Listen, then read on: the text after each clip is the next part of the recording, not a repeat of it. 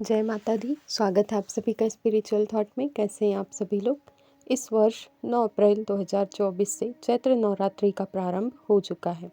हिंदू धर्म में नवरात्रि के पर्व का विशेष महत्व है। नवरात्रि के पावन दिनों में माँ दुर्गा के 9 अलग अलग स्वरूपों की पूजा की जाती है। नवरात्रि के 9 दिनों तक भक्त व्रत रखते हैं और विधि विधान से माता रानी की पूजा करते हैं। पहले दिन घट स्थापना की जाती है और अखंड ज्योत जलाई जाती है। वैसे तो नवरात्रि के हर दिन का विशेष महत्व होता है, लेकिन आखिरी के 3 दिन सप्तमी, महाअष्टमी और महानवमी अधिक महत्वपूर्ण माने जाते हैं। अष्टमी और नवमी पर घर घर में पूजन, हवन, कन्या पूजन आदि धार्मिक अनुष्ठान किए जाते हैं। वहीं जो लोग 9 दिन का व्रत रखते हैं वे अष्टमी नवमी पर इसका पारण करते हैं। ऐसे में आइए जानते हैं चैत्र नवरात्रि में दुर्गा अष्टमी और महानवमी की तिथि, शुभ मुहूर्त, महत्व और पूजा विधि। सबसे पहले जानते हैं चैत्र नवरात्रि की अष्टमी तिथि कब है। नवरात्रि के 8वें दिन महाअष्टमी मनाई जाती है और माँ महागौरी की पूजा होती है। इस वर्ष चैत्र शुक्ल की अष्टमी तिथि 15 अप्रैल 2024 को दोपहर 12:11 से प्रारंभ होगी और 16 अप्रैल 2024 को दोपहर 1:23 पर समाप्त होगी। ऐसे में चैत्र नवरात्रि में महाअष्टमी 16 अप्रैल को मनाई जाएगी। अब जान लेते हैं दुर्गा अष्टमी की पूजा विधि। इस दिन सुबह उठकर स्नान आदि से निवृत्त होकर पूजन के स्थान पर गंगाजल डालकर उसकी शुद्धि कर ले।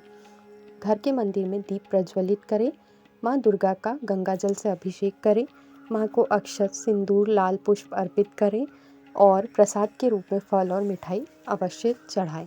धूप और दीपक जलाकर दुर्गा चालीसा का पाठ करें। फिर माँ की आरती करें, माँ को भोग लगाएं। इस बात का ध्यान रखें कि भगवान को सिर्फ सात्विक चीज़ों का ही भोग लगाएं। इस प्रकार दुर्गा अष्टमी की पूजा करें। अब जान लेते हैं नवमी तिथि कब है। चैत्र शुक्ल की नवमी तिथि 16 अप्रैल को दोपहर 1:23 से शुरू होकर 17 अप्रैल 2024 को दोपहर 3:14 तक रहेगी। ऐसे में नवरात्रि की महानवमी 17 अप्रैल 2024 को मनाई जाएगी। इस दिन देवी के 9वें स्वरूप माँ सिद्धिदात्री की पूजा की जाती है।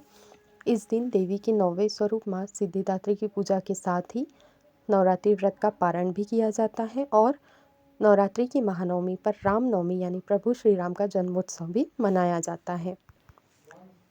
इस पावन दिन सुबह जल्दी उठकर स्नान आदि से निवृत्त होकर स्वच्छ वस्त्र पहन लें। अपने घर के मंदिर में दीप प्रज्वलित करें। घर के मंदिर में देवी देवताओं को स्नान आदि कराने के बाद साफ स्वच्छ वस्त्र पहनाएं। भगवान राम की प्रतिमा या तस्वीर पर तुलसी का पत्ता और फूल अर्पित करें। भगवान को फल अर्पित करें। अगर आप व्रत कर सकते हैं तो इस दिन व्रत भी रखें। भगवान को अपनी इच्छा अनुसार सात्विक चीज़ों का भोग लगाएं। इस पावन दिन भगवान राम की आरती भी अवश्य करें। इसके अलावा रामचरितमानस, रामायण, श्री राम स्तुति अथवा राम रक्षा स्तोत्र का पाठ भी कर सकते हैं। भगवान के नाम का जप करने का बहुत अधिक महत्व होता है। आप श्री राम जय जय राम या सिया राम जय जय राम का जाप भी कर सकते हैं। राम नाम के जप में कोई विशेष नियम नहीं होता। आप कहीं भी और कभी भी राम नाम का जप कर सकते हैं। अष्टमी नवमी पर ज़रूर करें कन्या पूजन। नवरात्र पर्व पर दुर्गा अष्टमी और रामनवमी के दिन कन्याओं की पूजा की जाती है, जिसे कंजक भी कहा जाता है। इस पूजन में 9 साल की कन्याओं की पूजा करने का विधान है। माना जाता है कि महागौरी की भी 8 साल की थी। कन्या पूजन से भक्त के पास कोई भी दुख नहीं आता और माँ अपने भक्त पर प्रसन्न होकर मनवांछित फल प्रदान करती है। चैत्र नवरात्रि की अष्टमी और नवमी तिथि का महत्व। नवरात्रि में अष्टमी और नवमी तिथि महत्वपूर्ण मानी जाती है। अष्टमी और नवमी पर कन्या पूजन, हवन, व्रत का पारण किया जाता है। कहा जाता है कि यदि कोई नवरात्रि के 9 दिन व्रत और पूजा न कर पाए तो अष्टमी और नवमी पर पूजा करके माता रानी का आशीर्वाद प्राप्त कर सकता है। तो इस अष्टमी और नवमी पर माता रानी का पूजन ज़रूर कीजिएगा।